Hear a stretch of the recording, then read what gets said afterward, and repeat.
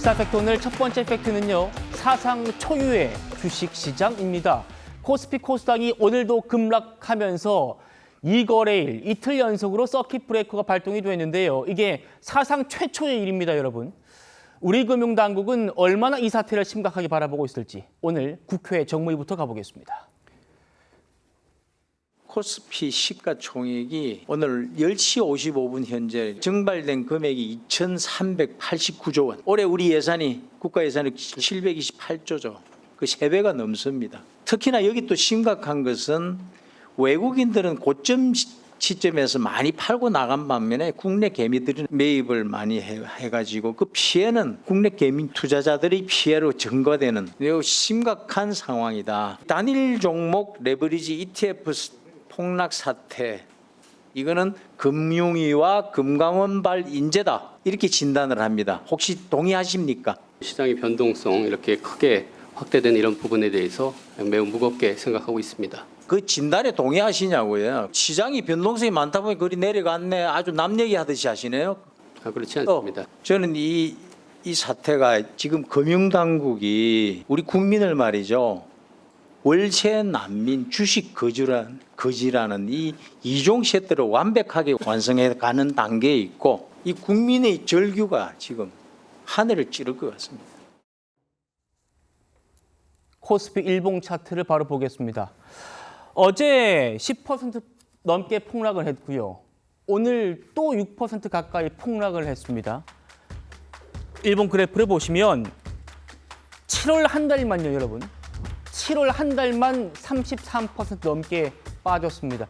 여성 대변인님, 제가 좀 찾아봤더니 IMF요. 1997년 IMF 때도 그리고 2008년의 금융위기 때도 한 달에 이 정도까지 떨어진 적이 없더라고요.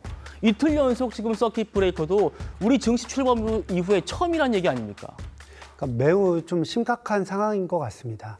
그러니까 뭐 처음에는 다들 뭐 6월달 고점 찍고 하락했을 때 아니 급등했으니까 조금 조정되는 것은 당연한 거다. 이렇게 많은 전문가들도 이야기를 했지만 7월 한 달만 빠진 코스피의 낙폭이 그러니까 지금까지 우리가 위기 금융위기라고 생각했던 뭐 IMF 외환의 위기나 아니면은 IT 버블 9.11 테러보다도 더 많은 낙폭률을 보인 거예요. 이번 한 달 동안이요. 그리고 어제 하루만 빠진 수치가 10%대인데 이것도 역대 5위입니다. 그러니까 지금 우리 증시가 뭔가 시스템적으로 문제가 있는 것이다. 이렇게 계속해서 신호를 보내고 있는 것이라고 저는 생각을 하는데요. 지금 뭐 단순하게 그냥 많이 하락했기 때문에 뭔가 정부가 잘못한 거 아니냐 이렇게 지적을 하기보다는 이게 하락폭이 너무나 크고 그리고 또 자주 생기니까 이거는 시스템적으로 뭔가 지금 정부나 아니면은 금융당국에서 조치할 수 있는 것은 없는지 그거를 지금 찾아봐야 되는 시점인 것 같습니다. 그런데 지금까지 나온 정부의 대책은 어쨌든 시장을 만족하기에는 좀 부족했던 것 같고 방금 뉴스 속보로 보니까 그 빅4라고 하는 금융위 F4라고 하는 분들이 지금 6시에 만나가지고 긴급 회의를 한다고 하는데요.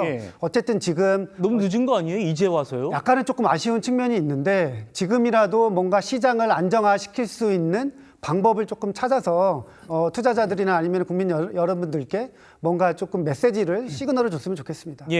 여러분 여기 차트를 보시면요. 굉장히 막대기의 길이가 길죠. 이게 플러스 마이너스로 변동성이 크다는 겁니다.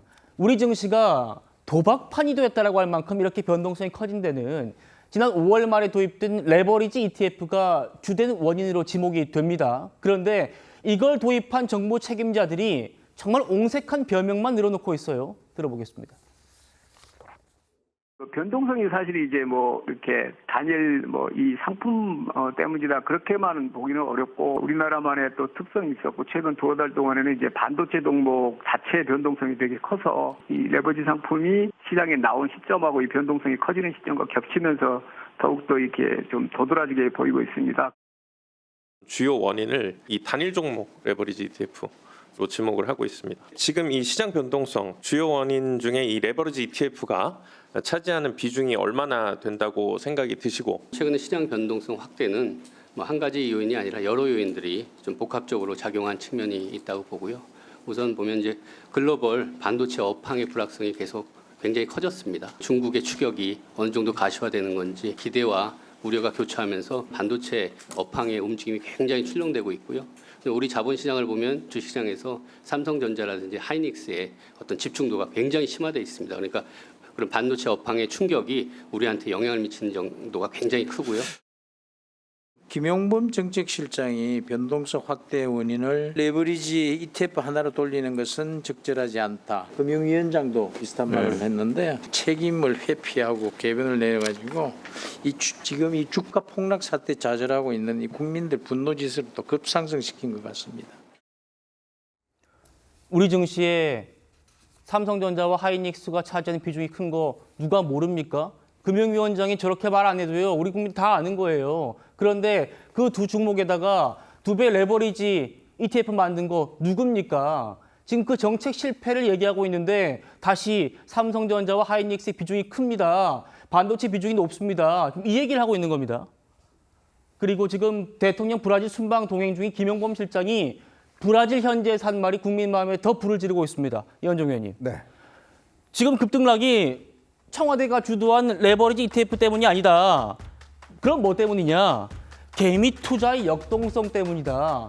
그러니까 개미들, 우리 국민들이 역동적이어서 문제라는 거예요? 어떻게 봐야 됩니까? 좀 전에 아마 투자 그래프를 보시면 거의 에베레스트 산 같습니다. 정말 엄청 높게 가다가 급진적하는 저를 비롯해서 아마 이 투자를 하시는 분들 속이 새까맣게 아마 타들어갔을 겁니다. 예. 특히 2030들이 주식 상승세에 굉장히 많이 올라탔다는 거 아니겠습니까? 그래서 실질적으로 지금 피해를 가장 많이 본 세대가 바로 2030 세대라고 하는데 특히 이제 강제 매각된 이것도 굉장히 많다고 그래요. 자, 그러면 저는 결국 이번 사태에 뭐 여러 가지 원인이 있겠지만 가장 중요한 것은 좀 전에 봤던 레버리지 ETF 도입 이후에 주가 변동성이 엄청나게 컸다는 거, 그건 뭐 누구도 부인할 수 없는 겁니다. 네. 근데 이거를 도입을 주도했던 사람이 바로 김용범 정책실장이고 올 1월 달에 이거를 이 도입을 주장을 했고 이게 일부의 반대에도 불구하고 밀어붙였다는 거 아니겠습니까? 오죽했으면 이찬희 금감원장이 뭐 들어누워서 막아서 했다라고 이야기를 하는데 정말 무책임한 짓이죠. 아니 금감원장 정도 되는 사람이 그거에 대한 판단력도 없는 사람이 금감원장을 하고 있습니까? 대통령과 연수원 동기라는 이유로 금감원장 됐으면 실력이라도 있어야 될 텐데 지금의 우리 정부의 가장 큰 문제는 실력이 없다는 겁니다. 그리고 또 하나는 신뢰를 상실했다는 겁니다. 정부의 신뢰를 상실했다. 자, 정부가 뭐라고 그랬습니까? 전부 다 자 부동산 말고 이제 주식 투자하세요 라고 이야기를 했고 자 그러면서 이 수익이 많이 나니까 이제 초과 수익에 대해서 뭐 나누자 뭐 이런 이야기까지 나오는 거 아니겠습니까? 그리고 호남 반도체 공장 설립한다는 계획까지 냈지 않습니까? 그 이후에 주가 시장이 어떻게 변동된지 뚜렷하게 알 거 아닙니까? 예. 그러면 대한민국의 이런 금융정책을 주도하는 정책실장이라는 사람이 국민들 앞에 설마 솔직하게 뭔가 사과를 하고 해야 될 텐데 개미들 탓이라고요? 개미는요 예전에도 있었고 지금도 있고 언제든지 있습니다. 우리나라 개미 역동성 있는 거 누가 몰라서 하는 말입니까? 그럼 왜 하필 지금에서 역동성을 이야기를 하는 거죠? 그러니까 자신들의 정책 실패에 대해서는 인정하지 않고 마치 투자자들의 잘못 때문에 당신들 책임져 라고 이야기하는 거 아니겠습니까? 저는 결국 이번에 계기를 통해서 이제 정부는 국민들에게 이제는 신뢰를 잃었다. 뭘 이야기를 해도 부동산도 그렇고 주식도 그렇고 이제 국민들이 믿지 않는다. 예. 이제 그들은 책임을 떠넘길 뿐이다. 라는 것만 남아 있습니다. 자, 지금 이 상황에 벌써 며칠 전부터 이런 조짐이 있었잖아요. 근데 이제 와서 F4 회의를 연다고요? 그리고 지금 대통령은 순방 가 있고 정치시장 따라가 있으면서 지금요 이게 예전 같으면 정말 이 정부의 비상등이 켜질 때입니다. 정말 정부가 긴밀하게 움직여서 뭔가 시장에 어떤 대책이나 안정성을 줘야 될 때 신호를 보여야 될 때 아무도 그런 움직임이 없어요. 아유 개미들 탓입니다. 우리는 별로 잘못이 없고요. 여러 가지 요인이 있습니다.